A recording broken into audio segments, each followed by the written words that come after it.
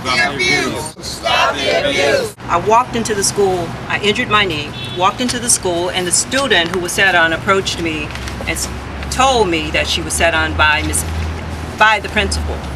And she said, I told her to get her fat A off of me.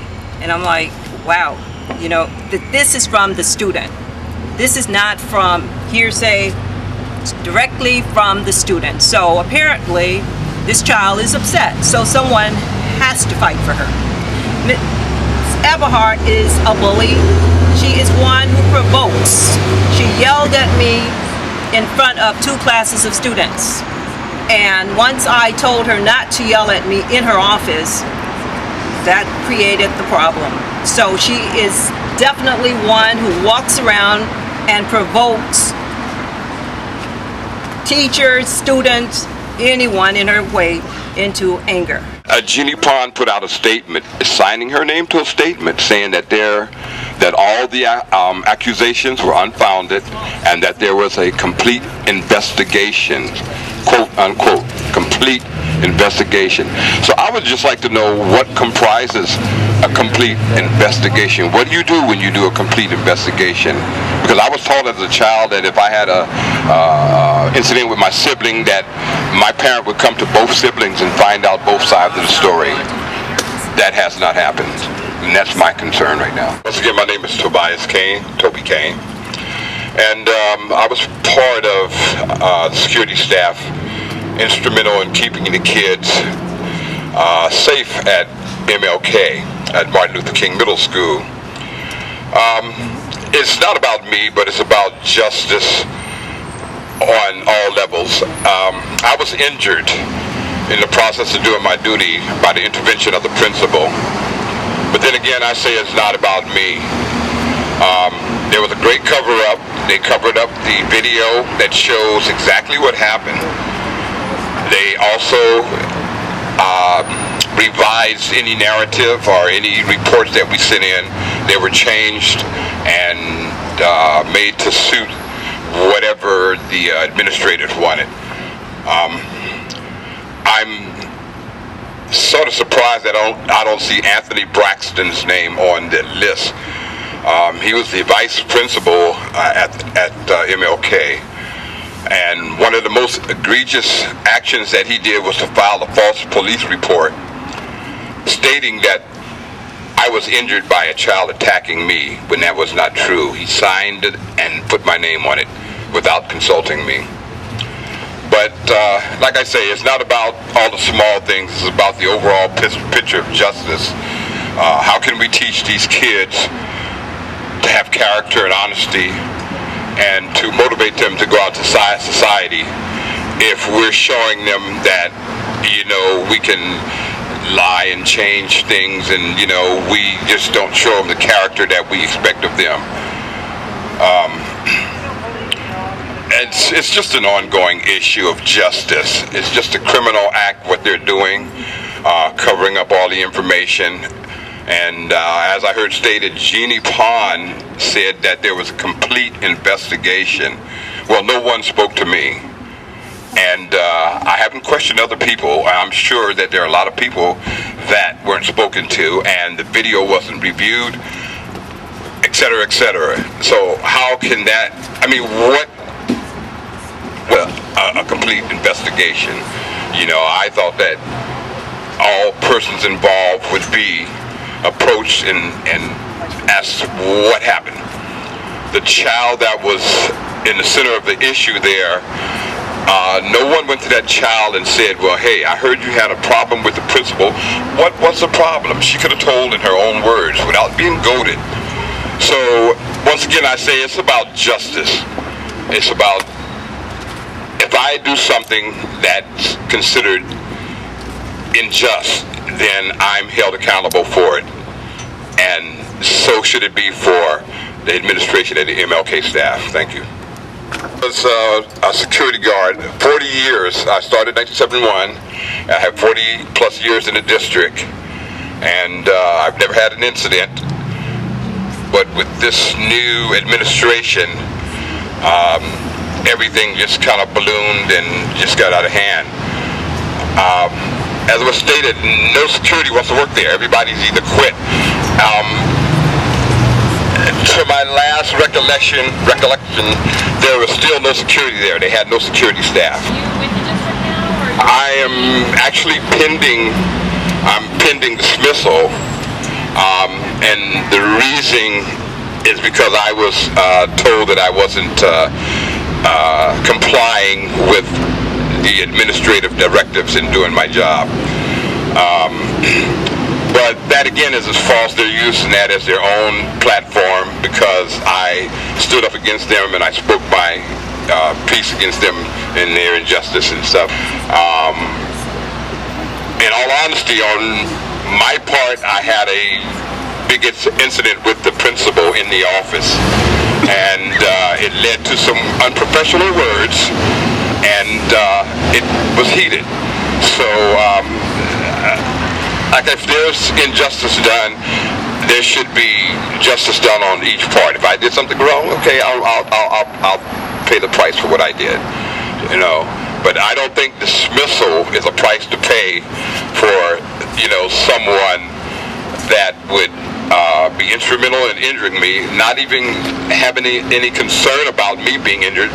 She has never once asked me how was my injury.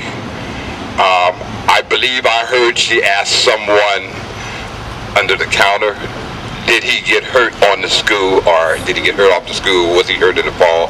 I can't confirm that, but that's what I heard. But she never once came to me and says, oh, I'm so sorry you were hurt, or are you okay?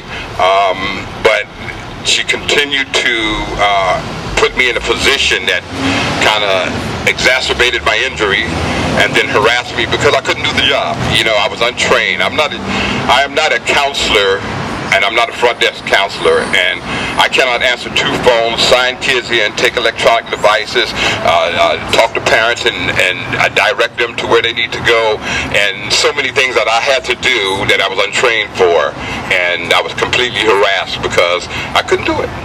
I couldn't do it. So once again, I was security at MLK Middle School right now. I'm on administrative leave, pending dismissal, and that's what my fight is about. I'm here to speak on the bullying and harassment that has been going on at Dr. Martin Luther King Jr. Academic Middle School on behalf of the students, parents, teachers, and the entire community. The attacks and harassment and bullying of the staff and teachers are a reflection of the treatment of the students at Dr. Martin Luther King Jr. Academic Middle School. Again, we ask that the administration be removed and give us the principal that we selected. Miss Marion Carell is the principal that the selection committee had chosen. Give us Dee Dee Desmond as our assistant superintendent, part of the Bayview. She is the assistant superintendent over the Bayview zone. When Dr. Martin Luther King Jr. Academic Middle School was founded, it was founded to help the underachieving black students of the Bayview. So as we are separate from the Bayview zone, we would like to have Jeannie Pon, the assistant superintendent over Dr. Martin Luther King Jr. Academic Middle School, removed, and we ask that we be given the assistant superintendent, Dee Dee Desmond, to be over Dr. Martin Luther King Middle School. And finally, if they remove both administration that were not selected by the school site, nor were they recommended by the school site panel, we ask that they be removed so they can stop this bullying and harassment of the entire school community. Our main goal and the reason why we're here today is to fight for justice, equity, and equality for the students and the staff, parents, and the entire Martin Luther King school community that are suffering this bullying and harassment in a toxic and hostile environment. And no one, student or adult, should have to endure these working conditions in a place where there should be joyful learning going on. It's not happening.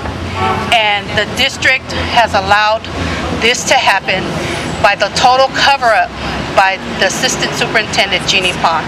So they are the ones who need to be investigated so that our children can once have a quality education with a diverse staff that they once had.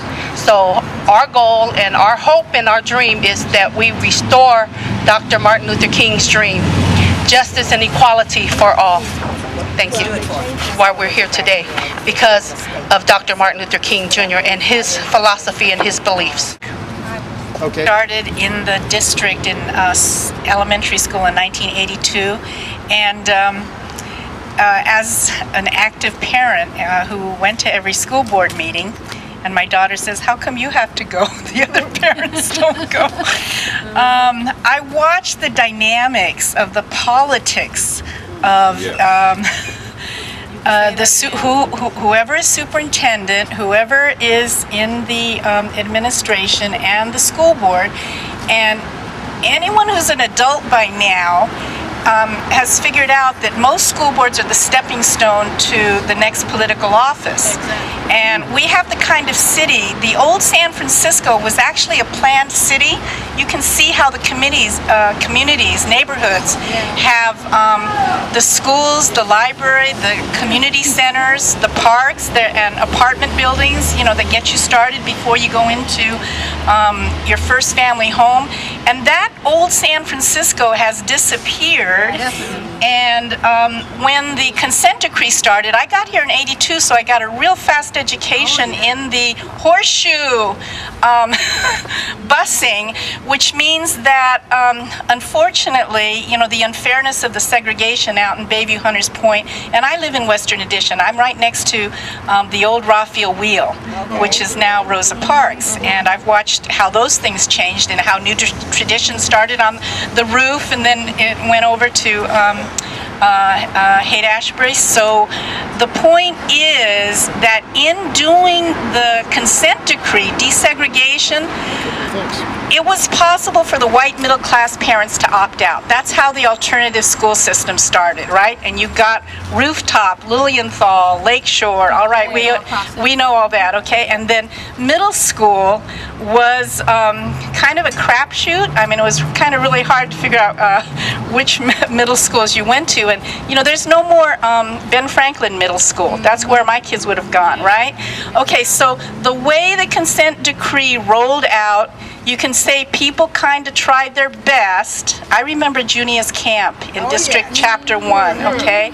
I remember the politics of the bilingual education committee, okay, and the attempt to get parents on the DAC, the BAC, and all that kind of thing. So unfortunately, I see the pattern which has led to, this is kind of the last step of not doing the consent decree properly. And many decisions have been made leaving the community, the actual students, parents, and teachers out of the decision making. I mean, John Sweat would have been the integrated urban elementary school, and they took it apart. And I was at the first day of Martin Luther King, and it felt good. I remember because James Taylor, who was finally promoted to principal, finally had a position that he could be a true leader. And I remember there was a little Vietnamese boy that they put him on a chair to talk, you know, when they opened up the school. And so it opened up with all that promise. And I've watched several African American teachers and principals kind of operate well, but also get sidelined. Okay, we remember Louise Jones at George Washington Carver. Okay, so basically the African American community who were the subject of the consent decree just lost, didn't have the decision making to decide what was best for their own kids and their own community. At Martin Luther King. And we have to bring back that history because we have to educate the people of San Francisco. This should not be happening in San Francisco. Martin Luther, the children of the Bayview Hunters Point should have the best education in San Francisco.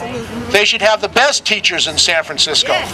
That is the fact. That's what we want to do in our society.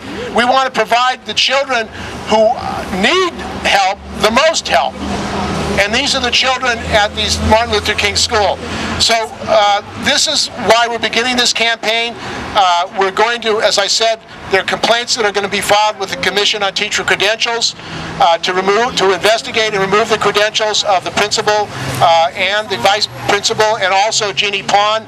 We're going to say that when people have to be held accountable, when people say things are fine when they can't get security staff at the school, when people say things are fine when they can't even look at the video of this incident where a student was abused, we're saying things aren't fine. That's right. Things aren't fine, and they're not going away.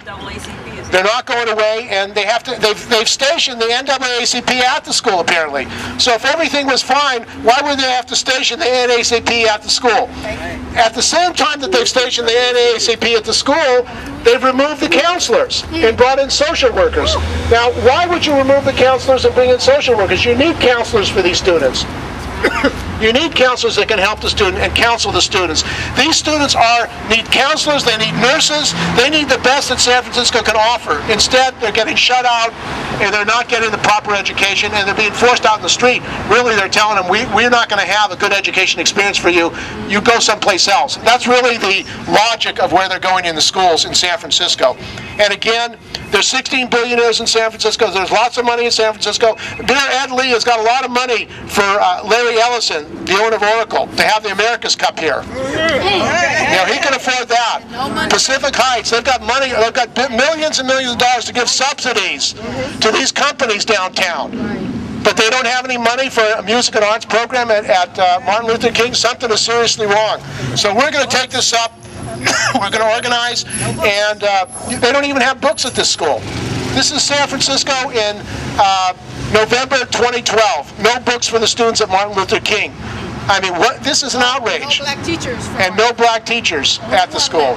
So we have to ask, what is going on at Martin Luther King, and why is this happening? And why isn't our district attorney, George Gascón, investigating and prosecuting? That's what we're asking here tonight.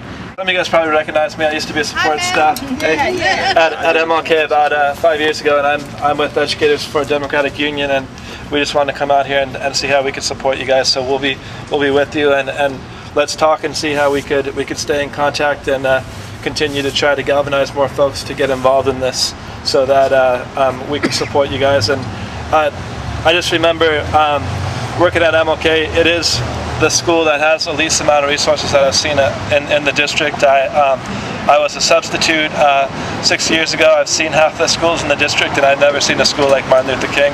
And it's a shame, and everything that Nancy said is right on, and we want to just be here to Stop the abuse. Restore the dream. Restore the dream. I have a dream.